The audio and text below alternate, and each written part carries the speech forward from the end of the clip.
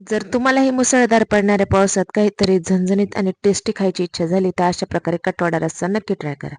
त्यासाठी इथे कुकरमध्ये आपण बटाटे उकडायला ठेवले. त्यानंतर आपण इथे तर धने, खडे मसाले, तीळ, खसखस हे व्यवस्थित भाजून घ्यायचे.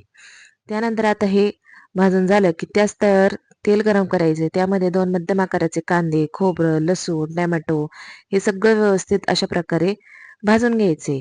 आता हे व्यवस्थित काढून घेतलं की त्यानंतर आपण इथे मिक्सरच्या जारमध्ये कोथिंबीर आणि हे कांदा खोबऱ्याचं व्यवस्थित असं थोडंसं पाणी टाकून वाटण तयार करून घ्यायचे. त्यानंतर इथे उकडलेले बटाटे अशा प्रकारे सोलून घ्यायचे आणि स्मॅशरच्या साहाय्याने स्मॅश करून घ्यायचे. त्यानंतर तेलात मोहरी, कढीपत्ता, हिरवी मिरची, लसूणची पेस्ट, हळद हे सगळं व्यवस्थित मिक्स करून घ्यायचे आणि त्यानंतर यामध्ये मीठ टाकून थोडीशी कोथिंबीर टाकून अशा प्रकारे इथे सगळे बटाटवडे आता इथे आपण तयार करून घेणार आहोत.